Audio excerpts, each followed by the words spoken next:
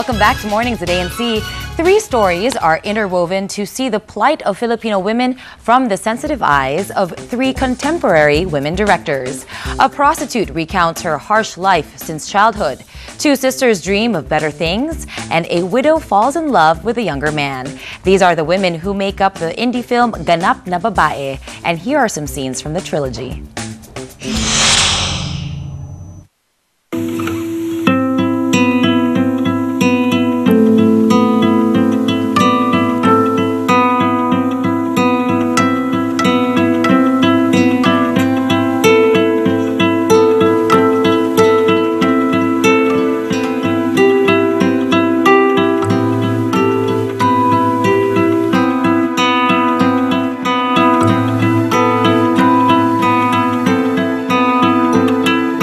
Gamit ako ng ilang beses para lang mabigay sa kanila yung gusto nila.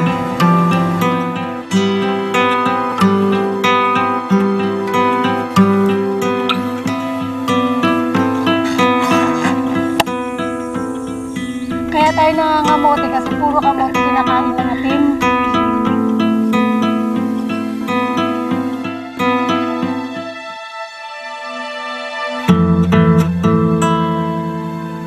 Anak, my life is here.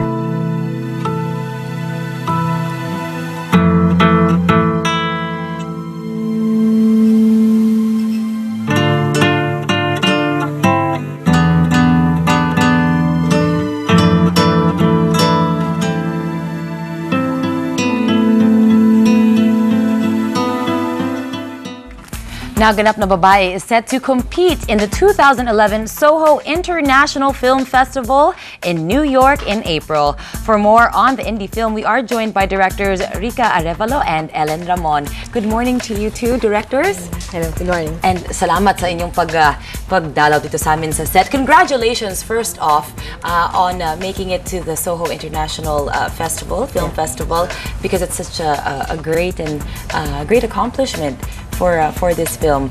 How did you find out? Kailan nyo nalaman? And ano yung unang reaction?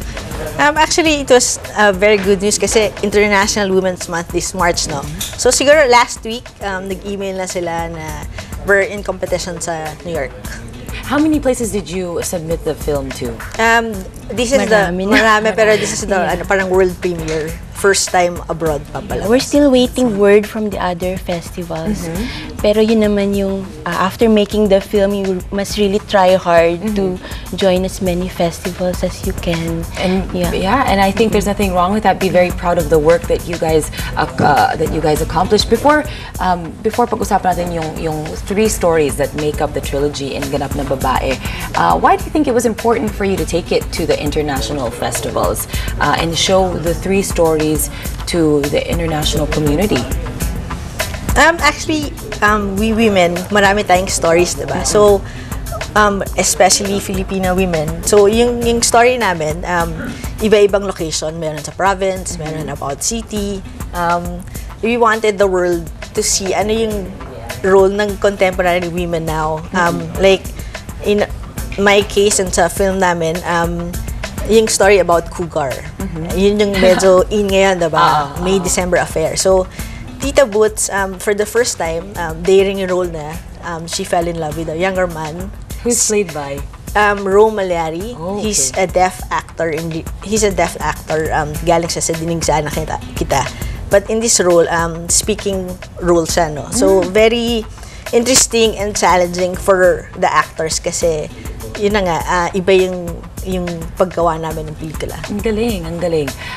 You mentioned, Direk, out of the many stories na that we Filipino women have or that women have in general, bakit yung tatlo na to ang napili niyo?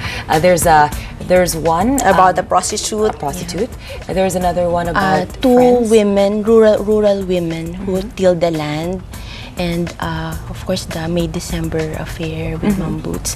Actually, these are old stories, di ba? You've heard these stories matagal na 80s, parang the prostitute and Pero it's sad to say, it's up to now, di ba? Laging, you still Tuloy pa hear, rin.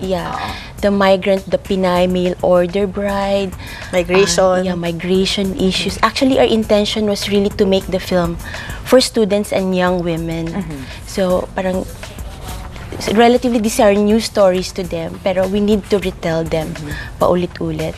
What do you think has changed about the stories? They're the same, kumbaga, I think the same basic storyline from the 80s as you mentioned, Direct. But ano yung bago, I guess, this time around, or in these years that are different from maybe the challenges or the stories of the women who experienced the same thing in the 80s, making the film and creating the scenes? Ano yung gusto niyo talagang iset apart from the woman of then versus the woman of now?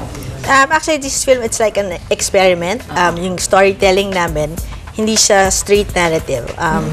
We wanted na gisingin yung audience na mag-isip kayo, ito yung problems ng women ngayon. And after screening, after watching the film, kailangan may gawin kayo, may action na mangyayari sa kanila na pag-usapan nyo.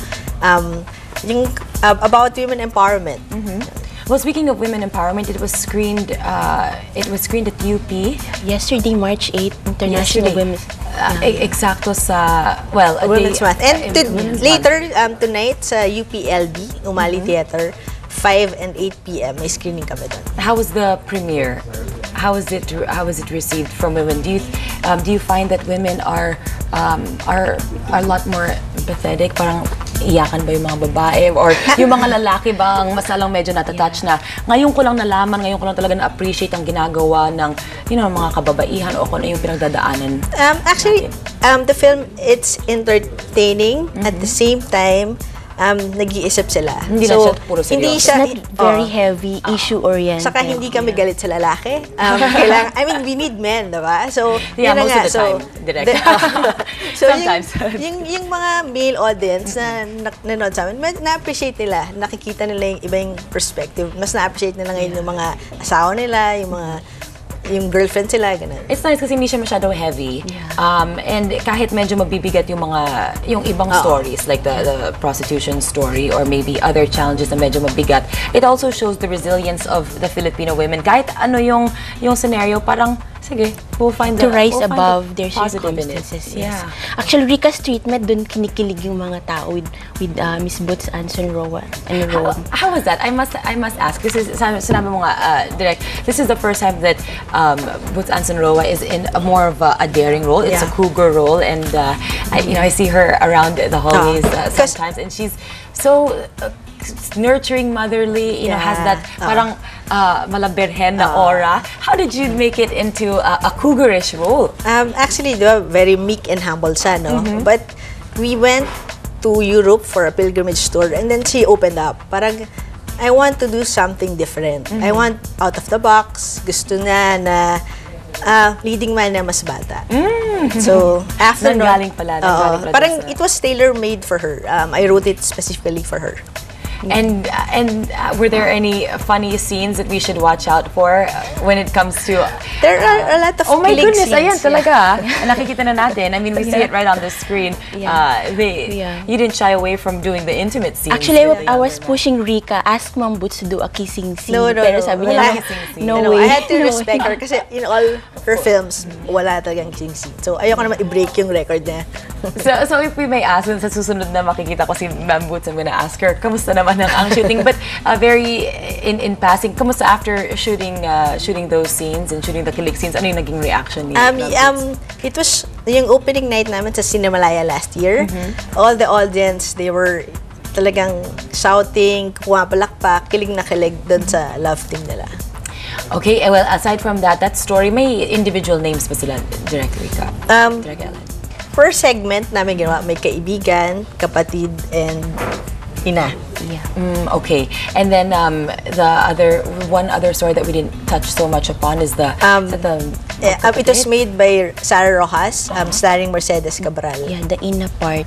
Yes. Oh, okay. Mine is the magkapatid, the two sisters in the farm.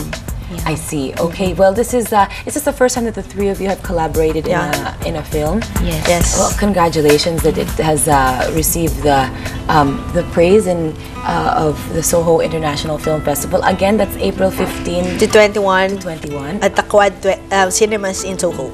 last question lang, Direct.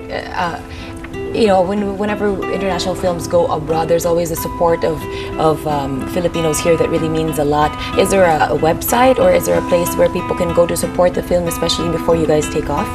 We have a page in Facebook, Garden of Eve or Ganap na Babae. And for inquiries, they can email hubo, H-U-B-O, at hubo.asia. Okay, and wish you guys the best of luck. Pag makabalik, when you guys come back, pagbalik nyo, dalaw kayo ulit with Ma'am Boots. Gusto ko makita yung mga reaction niya. All right. Well, Direct Rika, Direct Ellen, thank you so much and good luck.